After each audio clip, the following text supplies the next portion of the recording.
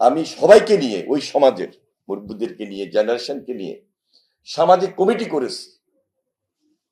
তারা ওই সমাজে সার্বক্ষণিক ভাবে একটা মনিটরিং এর দায়িত্বে থাকে, কিভাবে এই মাদকটাকে কন্ট্রোল করবে।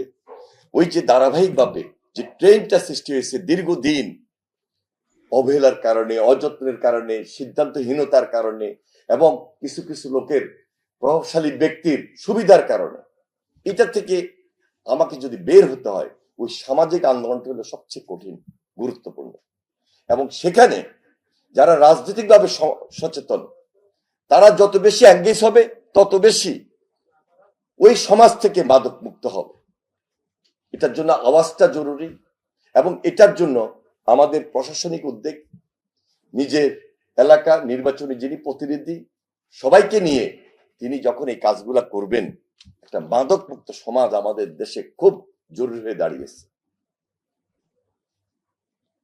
আমি আশা করছি যারা এখানে উপস্থিত হয়েছেন আপনারা অনেকেই রাজনৈতিকভাবেও সচেতন, কেউ ইউনিভার্সিটি পড়ালেখা করেন, কেউ পাশ করেছেন, বের হয়েছেন। আরেকদিকে এই ঢাকা আহ্ছানিয়া মিশন যে উদ্যোগ নিয়ে বিভিন্ন প্রতিষ্ঠান ওনারা দিয়েছেন এবং সেই সকল প্রতিষ্ঠানগুলো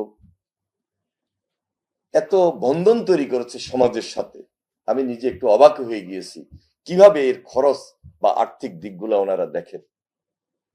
যদি প্রকৃত সমাজের কল্যাণে এই ধরনের প্রতিষ্ঠান দাঁড়ায়, সেখানে অর্থের অভাব হয় না। তার সবচেয়ে বড় দৃষ্টান্ত হলো এই ঢাকা আহ্ছানিয়া মিশন। কিন্তু কেউ যদি নিজের ফায়দা লুটার জন্য কেউ করতে চায়, এটা সাময়িক, এটা খুব একটা বেশি পারে না। তো এই সমাজে একটা সরকার, আমরা নির্বাচিত হয়েছি, আমরা দায়িত্ব পরিচালনা করছি। এই দায়িত্বের পাশাপাশি সামাজিক সংগঠনগুলাকে আমরা সবচেয়ে বেশি প্রায়োরিটি দিব।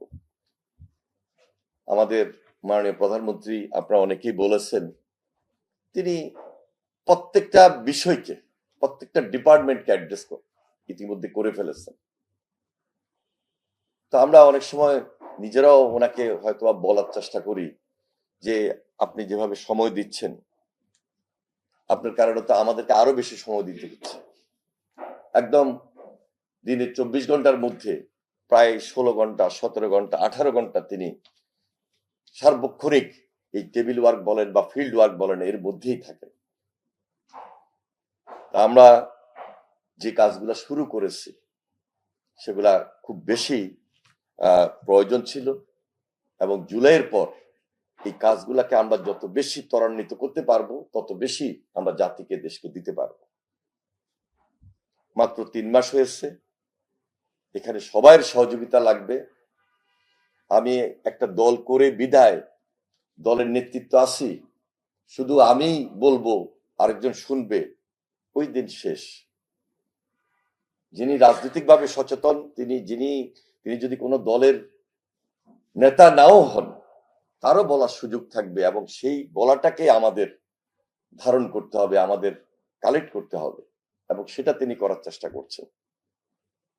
আমাদের এই বাজেট অধিবেশন শুরু হবে 7 তারিখে, আগামী মাসের 7 তারিখ, 7 জুলাই। এটা পাশ হবে মাসের শেষ। এর মধ্যে অনেক আলোচনা হবে, অনেক প্রস্তাব আসবে।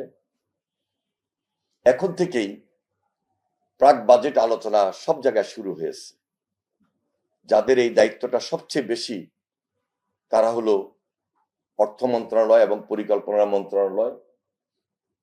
গত 3 দিন আগে আমরা মাননীয় প্রধানমন্ত্রীর উপস্থিতিতে এই নিয়ে বিশদ আলোচনা করেছি। প্রত্যেকটা ডিপার্টমেন্ট তারা তাদের আলোচনা করেছেন।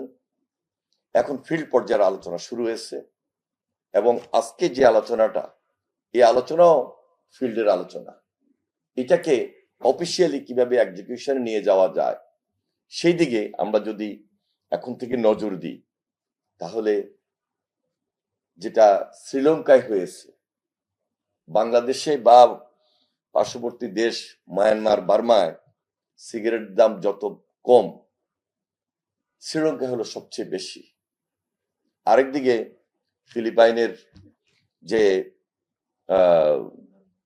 কথাটা আপনারা তুলে ধরেছেন, আমরা যদি এখন থেকে এই দিকে সবচেয়ে বেশি গুরুত্ব দিই এবং বাজেটে যথেষ্ট গুরুত্বের সহিত তামাকের দাম অথবা শুধু ট্যাক্স তো অনেক বেশি আছে, কিন্তু দামটার কথা আপনারা বারবার বলছেন, সেই দামটা যদি বৃদ্ধি করা হয় অথবা এক শলা সিগারেট বিক্রি না করার সিদ্ধান্ত নিয়েও যদি আমরা অন্তত এই আন্দোলনটাকে মোকাবেলা করতে পারি, একটা পর্যায়ে আসবে, এই বছর হোক বা আগামী বছর হোক, যে না মিনিমাম 1 প্যাকেট কিনতে হবে। আর 1 প্যাকেট কিনতে গেলে অনেকেই কিন্তু এখান থেকে আস্তে আস্তে বের হয়ে যাবে, কারণ এত টাকা একটা স্টুডেন্টের পক্ষে অথবা ইয়াং জেনারেশনের পক্ষে, সে শিক্ষায় শিক্ষিত বা অশিক্ষিত হোক, তার পক্ষে দেওয়া খুব কঠিন। আস্তে আস্তে তো বিভিন্ন ওই যে বললাম যে পাইপলাইনে নিয়ে আসতে হবে।